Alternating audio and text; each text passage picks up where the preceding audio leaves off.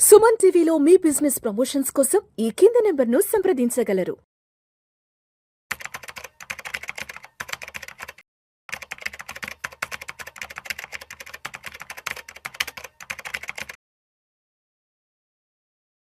నమస్తే, welcome to Suman TV. నేను విష్ణు.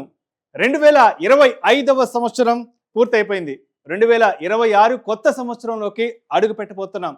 మరి ఈ 2025లో ఏ అసెట్ క్లాస్ ఎటువంటి పెర్ఫార్మెన్స్ ఇచ్చింది, ఇండియన్ స్టాక్ మార్కెట్స్ ఎటువంటి రిటర్న్స్ ఇచ్చాయి, మ్యూచువల్ ఫండ్స్ ఎటువంటి రిటర్న్స్ ఇచ్చాయి, అదేవిధంగా gold, silver and real estate ఎటువంటి రిటర్న్స్ ఇచ్చాయి, మొత్తానికి 2025లో ఈ అసెట్ క్లాసెస్ యొక్క జర్నీ ఎలా సాగింది, అదేవిధంగా 2026లో మనం పెట్టే పెట్టుబడులకి ఎటువంటి రిటర్న్స్ రాబోతున్నాయి, ఇటువంటి అన్ని రకాల ఆసక్తికరమైన అంశాలకు సంబంధించి 2025 ఈ ఓవర్వ్యూ మనకి ఇచ్చేందుకు సిద్ధంగా ఉన్నారు.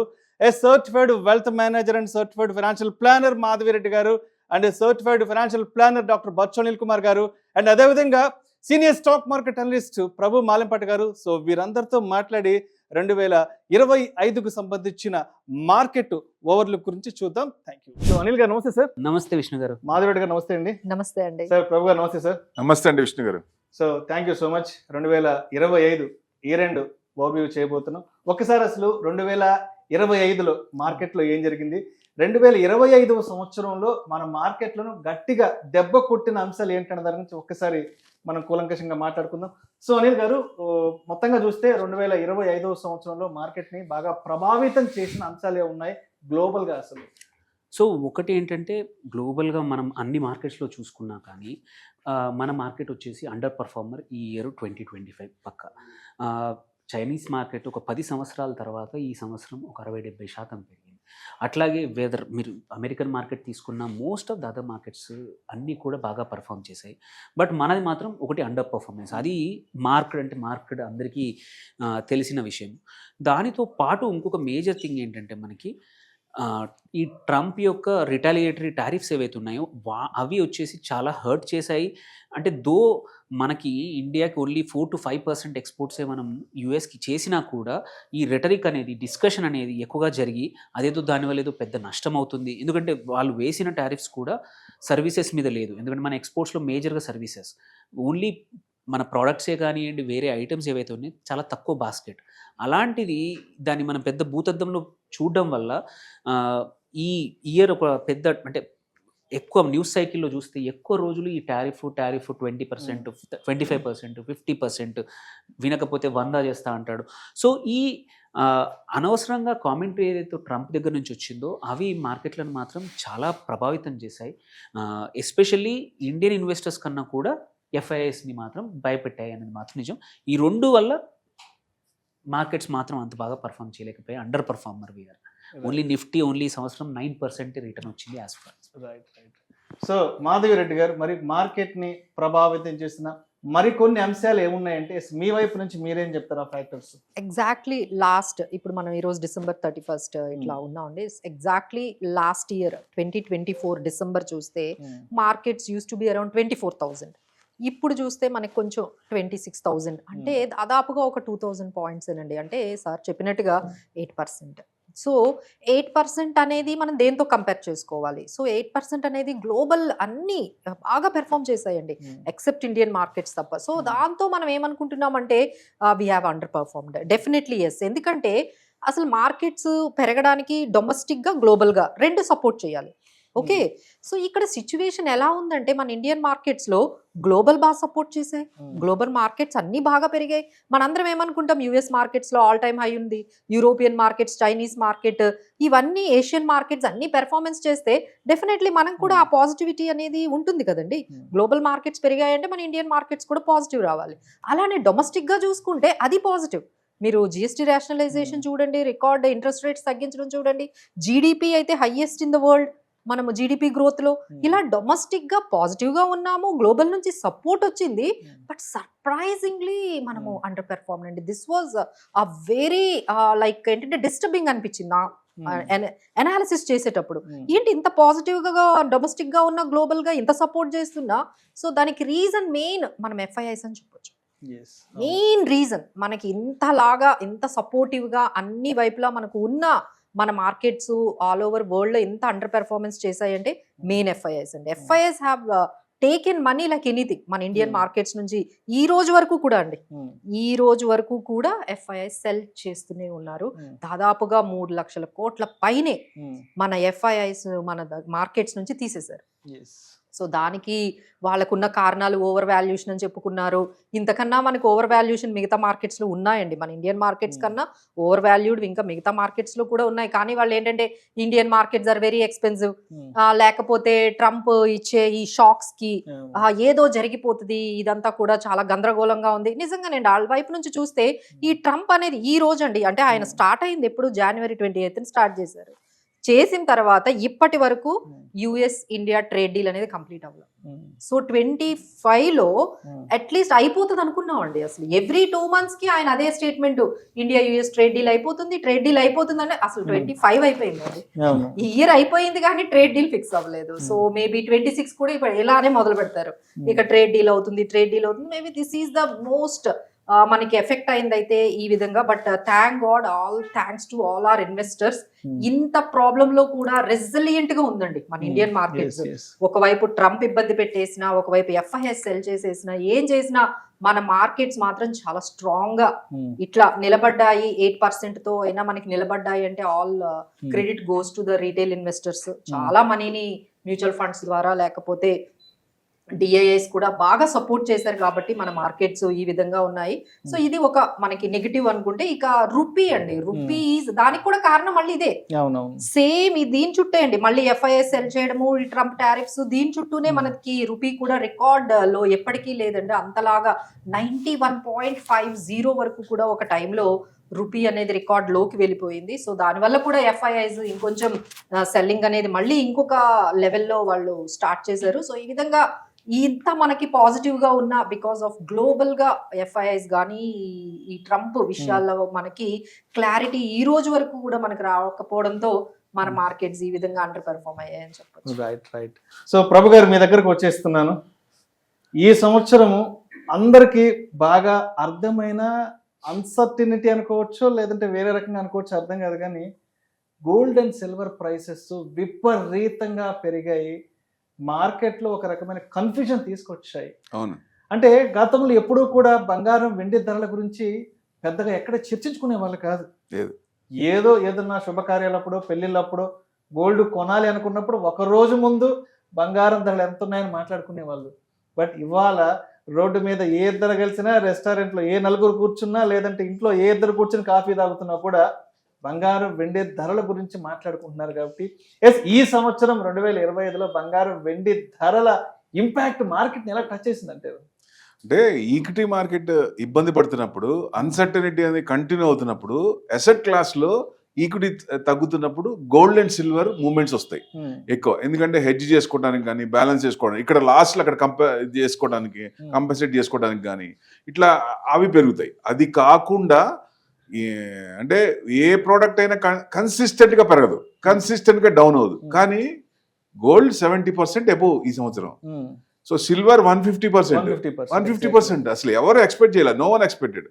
సో ఇంత పెరగడానికి అనేక కారణాలు ఉన్నాయండి. మెయిన్ ఎందుకంటే ఈ ట్రేడ్ డీల్ మనకు జరుగుద్ది అనుకున్నాం, ట్రేడ్ డీల్ జరగలేదు. సో అది ఎవ్రీథింగ్ క్లియర్డ్, మొత్తం ఫినిష్ అయింది. Just signature of the US president. దానికోసమే ఆయన డోర్ దగ్గర అయిపోయిందని.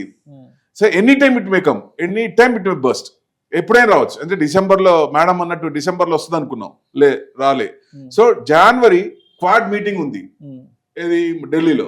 సో ఢిల్లీకి ఆయన వస్తున్నారు. సో వచ్చినప్పుడు ఆ లోపల ఏమైనా సెటిల్ అవుతుందా అనేది ఒక చిన్న ఇది ఉంది. సో డెఫినెట్ గా ఎనీ డే అవ్వాల్సిందే. జనవరి కాకపోతే ఫిబ్రవరి ఏదో ఒక మంత్ లో అవ్వాల్సిందే.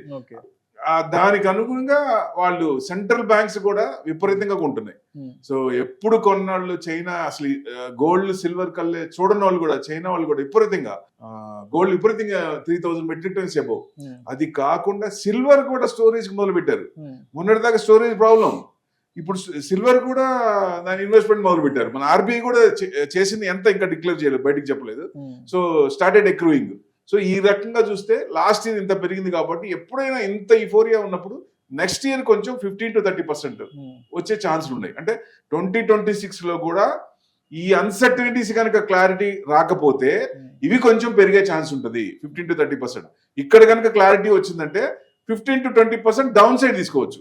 అది కాకుండా ఇంకా పడాలి అంటే 110 to 1,10,000 to 1,15,000 ఆ రేంజ్ వరకు రావచ్చు. లేదా సెంట్రల్ బ్యాంక్స్ ఎవరైతే ఎక్కువ చేశారో వాళ్ళు ప్రాఫిట్ బుక్ చేసుకుంటే మటుకు 1 lakh అంటే కిందకు వచ్చే ఛాన్స్ ఉంటుంది. మరీ 60,000కి వస్తుందా అంటే 60,000కి రాకపోవచ్చు. ఎందుకంటే వాళ్ళు ఎక్కువ చేస్తారు కదా, బాగా ఎక్కువ చేశారు, మొత్తం ఒకేసారి అమ్మరు కదా, వాళ్ళకి ప్రాబ్లం వచ్చినప్పుడే అమ్ముతారు. సో పివి నరసింహారావు గారు రిఫార్మ్స్ ఉన్నాయి కాబట్టి ఆ రిఫార్మ్స్ చూసి మనం ఎట్లా బయటపడ్డామో సో గోల్డ్ మొత్తం ఫాలో అవుతుంది, దునియా మొత్తం ఫాలో అవుతుంది. That's fantastic. నిజంగా ఆయనకి నిజంగా హ్యాట్స్ ఆఫ్ చెప్పొచ్చు. సో అది కంటిన్యూ అవుతుంది. సో ఎంత వరకు వెళ్తుంది అనేది మరి ఈ క్లారిటీ కనుక వస్తే ట్రేడ్ డీల్ అవ్వాలి. సో ట్రేడ్ డీల్ ఎట్టి పరిస్థితుల్లో అయి తీరుతుంది ఏదో ఒక టైంలో. ఎందుకంటే ఇప్పుడు ఆయన ఆయిల్ కొనొద్దని లేకపోతే వాళ్ళ ప్రొడక్ట్స్ మనం తీసుకోమని, వాళ్ళ ప్రొడక్ట్స్ ఫార్మింగ్ ప్రొడక్ట్స్ మనం తీసుకుంటే మన ఫార్మర్స్ దెబ్బతింటారు. సో 2026కి మనకి బ్రిక్స్ కి చైర్మన్ మన మోడీ గారే. సో అది దాన్ని కొంచెం డిగ్రేడ్ చేయమని, తగ్గించమని, దాన్ని పార్టిసిపేట్ చేయదని ఇట్లా అన్ని రకాల ఒత్తిడి చేస్తున్నాడు ఆయన. అంటే మిగతాదంతా అయిపోయింది కానీ పొలిటికల్ సిగ్నేచరే ఉందనుకోవచ్చు ఒక రకంగా చూస్తే. సో ఆ సిగ్నేచర్ అయితే మటుకు మార్కెట్ కొంచెం యూటర్న్ తీసుకునే అవకాశం ఉంటుంది. అది తీసుకున్నప్పుడు ఈ గోల్డ్ సిల్వర్ కొంచెం తగ్గే అవకాశాలు ఉంటాయి. కానీ ఇక్కడ వైట్ ఈస్ డామినేటింగ్ ఎల్లో. దాన్ని చూస్తే మీరిద్దరే కాదు నేను కూడా ఉన్నానని కాపర్ కూడా 70% వచ్చింది ఈ సంవత్సరం. సో దాంతో పాటు అనుగుణంగా హిందీ జింక్ కానీ అల్యూమినియం కానీ నేషనల్ అల్యూమినియం కానీ ఇవన్నీ కూడా మూవ్మెంట్స్ వస్తున్నాయి. సో డెఫినెట్ గా ఈ నెక్స్ట్ ఇయర్ కూడా కొంచెం 5 to 10% మామూలుగా ఫ్లో ఉంటే 15 to 30% IMF చెప్పింది. సో దాని ప్రకారంగా పెరగచ్చు. లేదా ఇది క్లారిటీ వచ్చే మటుకు డౌన్ సైడే రావచ్చు అనేది ఎక్స్పెక్టేషన్. ఈక్విటీకి మోతిలాల్ ఇచ్చింది 30,000. సో 2026 డిసెంబర్ అంటే ఈక్విటీ మీద కొంచెం పాజిటివ్నెస్ ఉంది కాబట్టి సో ఈ సంవత్సరం కొంచెం మాక్సిమం ఇంత ప్రతి సంవత్సరం రావు కదా. 1979 తర్వాత గోల్డ్ ఎప్పుడే మూవ్మెంట్ వచ్చింది. అంత ముందు అసలు ఎక్కడ మధ్యలో ఎక్కడ లేదు. It's a dead investment. ఏది పెట్టినా మనం గోల్డ్ కాయిన్స్ పెట్టినా ఎక్కువ పెట్టినా లాభం లేదు. గోల్డ్ బిస్కెట్ పెట్టినా బిస్కెట్ మీద లోన్ రాదు, దాని ఉపయోగం లేదు, నిరుపయోగం. నేను అందుకే అంట ఎంత అవసరం అంతవరకే పెట్టండి. సిల్వర్ మటుకు హ్యాపీగా ఇన్వెస్ట్మెంట్ చేయొచ్చు. ఎందుకంటే 1 step బ్యాక్వర్డ్ 3 step ఫార్వర్డ్ అవుతుంది. సో సిల్వర్ ఇంకా యూసేజ్ ఉంది, ఇండస్ట్రియల్ కన్సంప్షన్ పెరుగుతుంది, దాన్ని ఇంకా ఆపేదే లే అన్నట్టు ఇంకా పెరుగుతున్నాయి. మనం అంటే మరీ ఇంకా 5 లక్షలు వస్తుంది 6 లక్షలు అంటే చెప్పలేం కానీ టార్గెట్ పెట్టుకోవచ్చు. మనం ఇప్పుడు 2.5 వచ్చింది, 2.5 ఇచ్చినప్పుడు ఒక స్టెప్ బ్యాక్వర్డ్ వస్తుంది. సో నెక్స్ట్ 3 lakhs దగ్గర అవ్వచ్చు, అక్కడి నుంచి ఒక స్టెప్ వచ్చి మళ్ళీ 3 step ఫార్వర్డ్. ఈ సంవత్సరం అట్లా అనుకోవచ్చు. సో అనిల్ గారు మీ దగ్గరకు వచ్చేస్తున్నాను. రిటర్న్స్ పరంగా నంబర్ పరంగా ఈ సంవత్సరం 2025 నిఫ్టీ ఇచ్చిన రిటర్న్స్ నంబర్ ఎంత? సాటిస్ఫైడా అన్సాటిస్ఫైడా? Obviously unsatisfied. యూజువల్లీ ఏంటంటే మనకి యాజ్ ఆఫ్ ఎస్టర్డే 9.5% ఉంది నిఫ్టీ 50 ఈ సంవత్సరం Jan 1st నుంచి. సో ఇది ట్రెడిషనల్గా మనం హిస్టారికలీ చూసుకుంటే కూడా 14-15 is the Nifty 50 large cap average. ఆ లెక్కన అండర్ పర్ఫామ్ పక్కా చేశాము. ఇదే ఇంకొక 1 or 2 months బ్యాక్ ఇంకా ఘోరంగా ఉండింది. So when compare to September or August ఇవాళ we are much better position. And కొంచెం అవుట్లుక్ మారింది. మనం 24,000 25,000 రేంజ్ నుంచి 26,000 దగ్గరికి వచ్చాము. సో ఒకటి మాత్రం ఏంటంటే పరిస్థితులు మారుతూ ఉన్నాయి. సో ఈ నెగటివిటీ ఏదైతే ఉందో అది పర్మనెంట్గా ఉండదు ఎక్కడ మార్కెట్స్లో, అన్ని తెలిసిన విషయమే. సో ఈ 2025 ఆన్ ద హోల్ మేబీ ఒక ఫిక్స్డ్ ఇన్కమ్ రిటర్న్ లాగా 9.5% వచ్చినా, బట్ సెలెక్ట్ స్టాక్స్ కానీ సెలెక్ట్ సెక్టర్స్ కానీ చాలా బాగా పర్ఫామ్ చేశాయి. సో ఏంటంటే దిస్ వాజ్ ఎ టైం. ఇదేం లెసన్ ఏంటంటే పోర్ట్ఫోలియో బిల్డప్ అనేది వెరీ ఇంపార్టెంట్ అనేది 2025 నుంచి నేర్చుకోవాల్సింది. అందరూ ఓన్లీ గోల్డ్తోనో లేకపోతే ఓన్లీ సిల్వర్తోనో ఓన్లీ డెట్తోనో రియల్ ఎస్టేట్ తోటే కాకుండా నీకు మీనింగ్ఫుల్ అమౌంట్ ఆఫ్ ఇన్వెస్ట్మెంట్ అన్ని యాసెట్ క్లాసెస్లో ఉండాలి అనేది ఈ సంవత్సరం మనకి నేర్పిన పాఠము. అండ్ ఇది ఓన్లీ లార్జ్ క్యాప్ గురించి మాట్లాడుతున్నాం, బట్ ఇంకా మిడ్ అండ్ స్మాల్ క్యాప్లో మాత్రం పెయిన్ చాలా ఉంది. ఇంకా దే ఆర్ ఏమంటారు, అవి యూజువల్లీ లాగింగ్. అవి ఎప్పుడైనా సరే మార్కెట్ పెరుగుతున్నప్పుడు కొంచెం వెనకాల వస్తాయి, పడ్డప్పుడు కూడా ముందు పడిపోతాయి. సో అక్కడ ఇంకా కొంచెం హోప్ఫుల్లీ Q3 రిజల్ట్స్ తర్వాత అండ్ ఆల్సో ఇప్పుడు జీడిపి నెంబర్స్ వచ్చాయి, అన్ని నెంబర్స్ మంచిగా ఉన్నాయి. అండ్ GST రేషనలైజేషన్ కానీ ఇవన్నీ జరిగాయి కాబట్టి Q3 Q4లో బాగా అవుతే మాత్రం సార్ చెప్పినట్టు మోతిలాల్ ఓస్వాలే కాకుండా వరల్డ్ వైడ్ చాలా రేటింగ్ ఏజెన్సీస్ Right. కూడా మనము next Right, year will right. See great time అని. సో మాధవిరెడ్డి గారు, ఈ సంవత్సరం సెక్టోరియల్గా కొంత సంతృప్తికరంగా ఉన్న సెక్టార్స్ ఏమనిపించాయి? ఈ సంవత్సరం బాగా డీలా పడ్డ సెక్టార్స్ అంటే మీకేమనిపించాయి అసలు? సో సార్ చెప్పినట్టుగా markets have become very matured. Okay, ఇంకా మనం ఓన్లీ నిఫ్టీ పెరిగిందా, నిఫ్టీ తగ్గిందా, మార్కెట్లో బ్రాడ్ బేస్డ్ ఇండెక్స్లు ఏం జరుగుతున్నాయి, ఇవి కాకుండా ఇప్పుడు ఎంత కూడా స్టాక్ స్పెసిఫిక్ గా సెక్టార్ స్పెసిఫిక్ గా షిఫ్ట్ అయిపోవాలండి. That has to be changed. ఇంకా మనం మాట్లాడడం ఈ నిఫ్టీ ఎంత పెరిగింది, బ్యాంక్ నిఫ్టీ ఎంత పెరిగింది, ఐటీ ఇండెక్స్ ఇట్లా కాకుండా మనం ఏంటంటే ఏ స్టాక్స్ లో మనం ఉండాలి, ఏది మనకి వాల్యుబుల్ స్టాక్ ఉంది, ఏ సెక్టార్స్ లో మనం ఉండాలి అనే దాని మీదే మన ఫోకస్ అంతా ఉండాలండి. ఇంకా మార్కెట్ జుట్టు తిరగడం అయితే ఇక తగ్గించాలి అనేది మనకి 2024లో మనకి 2025లో బాగా మంచి లెసన్ అది. బట్ స్టిల్ అండి, ఇంత మనకి ప్రెజర్ లో కూడా PSU banks are the made very good. PSU banks బాగా చేశాయి సెక్టార్స్ లో. మెటల్స్ ఎందుకు చేశారో మీరు చెప్పక్కర్లేదు. అసలు మీరు కాపర్ తీసుకోండి, ఇప్పుడు హిందుస్థాన్ జింక్ ఇలాంటివన్నీ ఇంకా ఇంకా పెరుగుతున్నాయండి. మెటల్స్ లో చాలా సెలెక్టివ్ స్టాక్స్ మంచి రిటర్న్స్ ఇచ్చాయి. తర్వాత ఆటోమొబైల్స్ ఎందుకో తెలుసు మనకి జిఎస్టీ రేషనలైజేషన్ జరిగిన తర్వాత రేట్స్ అన్ని తగ్గాయి. సో తగ్గిన తర్వాత అందరూ కూడా ఇంకా మనకి కన్సంప్షన్ పెరిగింది. సో కార్స్ అన్ని కూడా మీరు అదే ఒకటి వచ్చింది కదండి, ఎవ్రీ 6 minutes కి ఎవ్రీ 1 minute కి ఇన్ని పెద్ద కార్లన్నీ కూడా సేల్ అవుతున్నాయి. So rapid growth in the sales in high end cars నుంచి మీడియం సెగ్మెంట్ వరకు కార్ సేల్స్ అయితే చాలా బాగా జరిగాయండి. సో దానికి మనం ఆటోమొబైల్స్ ఆల్మోస్ట్ అంటే పిఎస్యు బ్యాంక్స్ ఒక 25-27% అయితే, మెటల్స్ దాదాపుగా 20% పెరిగాయి. అలానే ఆటోమొబైల్స్ కూడా 20% ఆ సెక్టార్ పెర్ఫార్మెన్స్ ఇచ్చింది. ఫైనాన్షియల్ సర్వీసెస్ అండి, ఇప్పుడు ఈ గోల్డ్ పెరిగిన తర్వాత ఈ గోల్డ్ కంపెనీస్ ఉన్నాయి, లోన్స్ ఇచ్చే కంపెనీస్, ముత్తూట్ ఫైనాన్స్ కానీ మనపురం కానీ, వీళ్ళు మంచి బిజినెస్ చేశారండి. ఈ గోల్డ్ పెరగడం వల్ల ఏమైందంటే వాళ్ళకి లోన్ ఇచ్చే కెపాసిటీ పెరిగింది, లోన్ బుక్ బాగా పెరిగింది. ఇప్పుడు మీరు ₹1,00,000 ఎలిజిబిలిటీ ఉన్న మీకు ఇప్పుడు 2 lakhs వచ్చేసింది. ఇప్పుడు గోల్డ్ పెట్టి తీసుకెళ్లారంటే మీకు 2 lakhs వస్తుంది. సో ఈ విధంగా గోల్డ్ పెరగడం వల్ల అసలు వాళ్ళు బాగా బిజినెస్ చేసుకోగలిగారు. సో అలానే మనకి కొన్ని ఫైనాన్షియల్ సర్వీసెస్, అలానే మనకి ఇన్ఫ్రాస్ట్రక్చర్ కొంచెం నార్మల్గా ఉందండి. అసలు స్పెసిఫిక్ గా కొన్ని కంపెనీస్ మనం చెప్పుకోవాలి అంటే ఇప్పుడు చెప్పాను కదా, ముత్తూట్ ఫైనాన్స్ కానీ, లేకపోతే ఈ ఆటో సెక్టార్ లో టీవీఎస్ మోటార్స్ కానీ, అశోక్ లేలాండ్, మారుతి సుజుకి. మెటల్స్ లో మనం ఖచ్చితంగా చెప్పుకోవాల్సింది హిందుస్థాన్ కాపర్, హిండాల్కో, ఇలా మనకి కొన్ని మినరల్స్, ఇవన్నీ కూడా మనకి సెలెక్టివ్ గా అండి. పెర్ఫార్మెన్స్ మాత్రం చాలా సెలెక్టివ్ గా జరిగింది. సెలెక్టివ్ సెక్టార్స్, సెలెక్టివ్ స్టాక్స్ అసలు చాలా స్పెసిఫిక్ గా పెరిగాయి. సో ఇదే మనం 26లో కూడా కొంచెం జాగ్రత్తగా సెక్టార్ స్పెసిఫిక్ గా, స్టాక్ స్పెసిఫిక్ గా ఉంటే బాగుంటుందండి. సో ప్రభు గారు, మీ దగ్గరకు వస్తున్నాను. ఈ సంవత్సరం లాస్ట్ ఒక 3-4 months నుంచి రిటైల్ ఇన్వెస్టర్స్, రిటైల్ పార్టిసిపెంట్స్ మనసులో ఏమనుకుంటున్నారంటే, నిఫ్టీ ఏమో 26,000 చుట్టూ తిరుగుతుంది, 26,000 దగ్గర కూర్చుంది. సెన్సెక్స్ ఏమో 85,000 చుట్టూ తిరుగుతుంది. ఒక రకంగా చెప్పాలంటే ఆల్ టైమ్ హైకే ఉన్నాం, +or-300. కానీ ఇండివిజువల్ స్టాక్స్ మాత్రం రెడ్గా ఉన్నాయి సార్. పోర్ట్ఫోలియోస్ మాత్రం రెడ్గా ఉన్నాయి. అంటే ఈ పెక్యులర్ సిచ్యువేషన్ ఏంటి అసలు? అంటే మార్కెట్ బయటకు చూడడానికి ఫండమెంటల్గా చాలా హైలో ఉంది, నంబర్స్ చాలా హై నెంబర్స్లో ఉన్నాయి. బట్ మన ఇండివిజువల్ పోర్ట్ఫోలియోస్ విషయానికి వస్తే రెడ్లో ఉంటున్నాయి. ఏంటి అసలు ఈ 2 different ఫేసెస్ ఏంటి అసలు మార్కెట్లో? అంటే ఎప్పుడైనా అన్సర్టెనిటీ ఉన్నప్పుడు ఇబ్బంది పడతా ఉంటుంది ఈక్విటీ. సో 2019లో కూడా కార్పొరేట్ ట్యాక్స్ తగ్గించారు, 30% నుంచి 22% చేశారు. అప్పుడు మార్కెట్ కూడా పెరిగింది. ఇప్పుడు కూడా ఎక్స్పెక్ట్ చేసేది ఏంటంటే, రేపు బడ్జెట్ వస్తుంది, బడ్జెట్ లో ఇన్వెస్టర్స్ కి బూస్ట్ ఇస్తారు.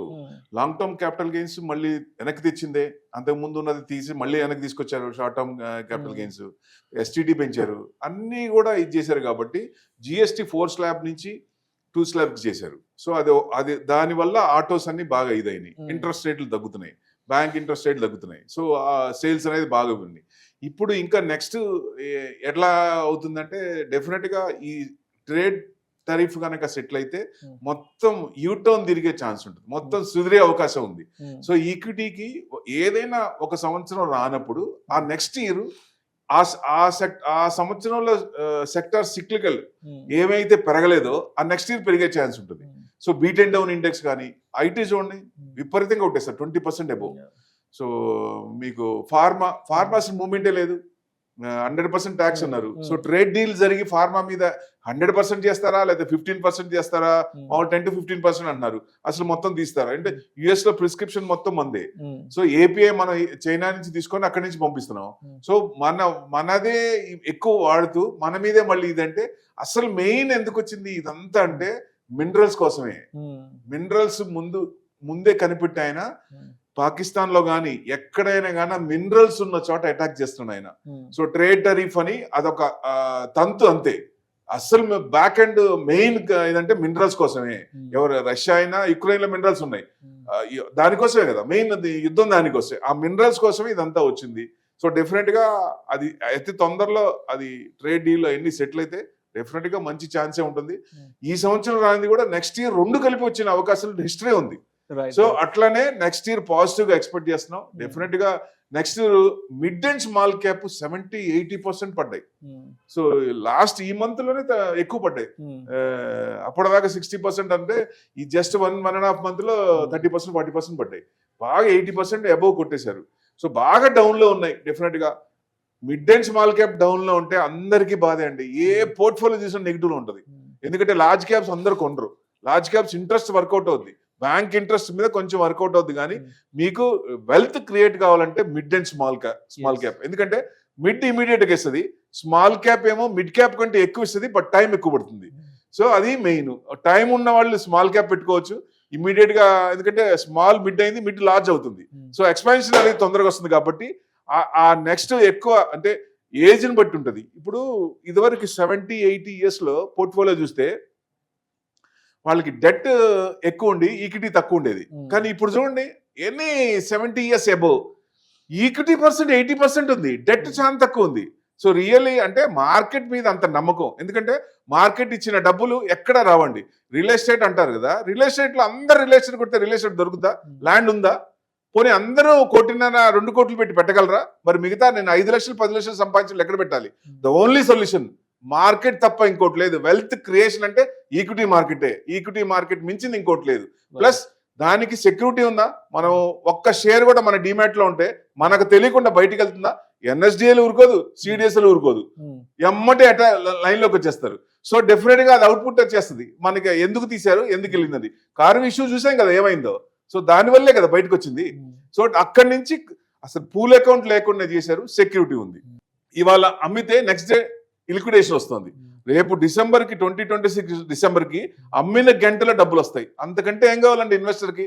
మన ఇన్వెస్ట్మెంట్ చేసినప్పుడు డబ్బులు అక్కడికి రానప్పుడు డబ్బులు ఎందుకు, ఎంత ఉన్నా వేస్ట్ కదా. కోవిడ్ లో చూసాం కదా, మైండ్ సెట్ మార్చింది కోవిడ్ అనుకోవచ్చు ఓ రకంగా. సో డెఫినెట్ గా ఇన్వెస్ట్మెంట్ యాంగిల్లోనే డెఫినెట్ గా ఎవరైనా సరే సంపాదించిన సమ్మును కరెక్ట్ గా వేలో, అంటే మీకు టైం ఉంటే అనాలిసిస్ చేసుకొని చేయొచ్చు, లేదా సరైన అనలిస్ట్ లో పెట్టుకొని వాళ్ళు కరెక్ట్ చేస్తున్నారా లేదా, కరెక్ట్ చెప్తున్నారా లేదా. ఎందుకంటే తెలుస్తూ ఉంటది, దిగుతుంటే లోతు తెలుస్తూ ఉంటది. వెళ్తున్న కొద్ది ఇన్వెస్ట్మెంట్ చేసేటప్పుడు మన హార్డ్ అండ్ మనీ ఎక్కడ పెట్టాలి. సో అది అంతా తెలుసుకుని step by step, it's not a rocket science, ఎవరైనా నేర్చుకోవచ్చు. సంపాదించిన డబ్బులు పెట్టాలంటే సరైన పద్ధతిలో సరైన టైంలో పెట్టుంటే డెఫినెట్ గా మంచి రిటర్న్స్ వచ్చే అవకాశం ఉంటుంది. ఎవరైనా ఇదే పని చేయాలి. Right sir, right sir. Thank you sir, thank you so much Prabhu garu, and thank you so much Madhu Reddy garu, thank you so much Anil garu. మొత్తానికి ఈ 2025వ సంవత్సరంలో ఇండియన్ స్టాక్ మార్కెట్ ఎటువంటి పెర్ఫార్మెన్స్ ఇచ్చింది, అండ్ 2026లో ఏ విధంగా ఆశాజనకంగా ఉండబోతుందని అనే దాని గురించి చాలా చక్కగా తెలిసి థ్యాంక్ యూ సో మచ్ అండి. So special thanks to Vishnu garu అండి. సో ఆయన ఇనిషియేటివ్ తీసుకున్నారు.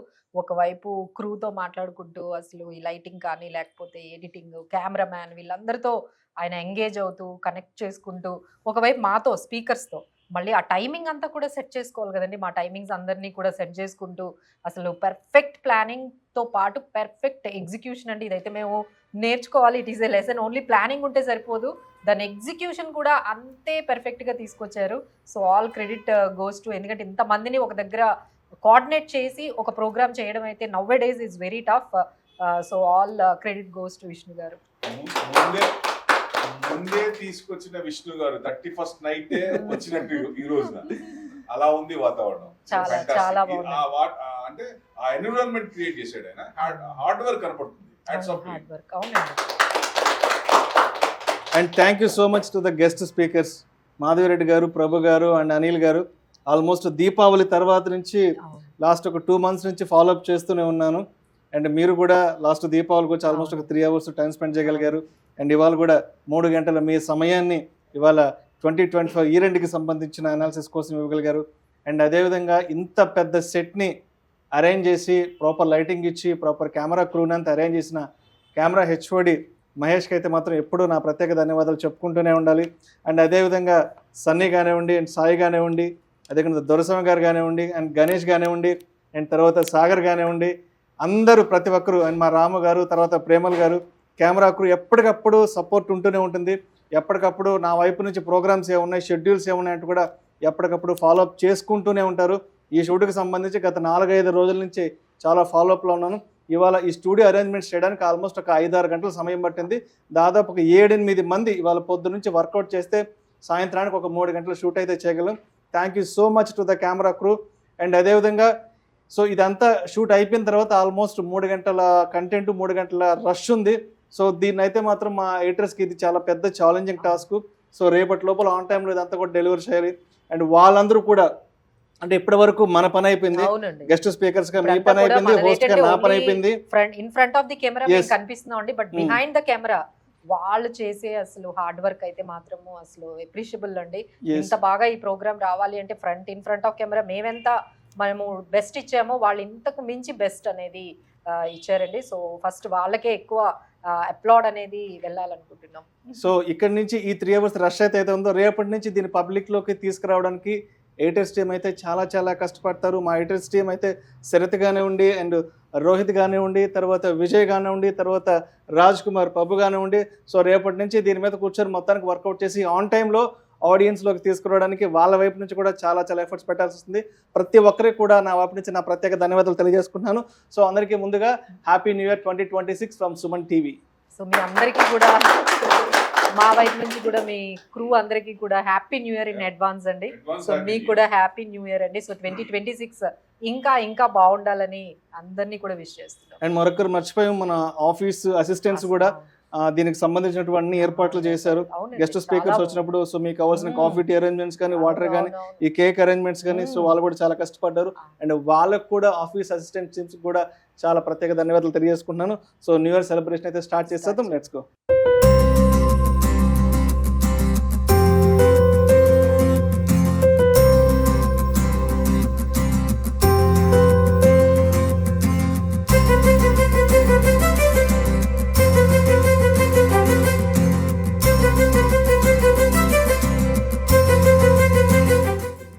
విక్రమ్ పేరు చెప్పడం మర్చిపోయాను హడావిడిలో, ఆవేశంలో. సో విక్రమ్కి special thanks. Okay, happy new year to Suman TV audience.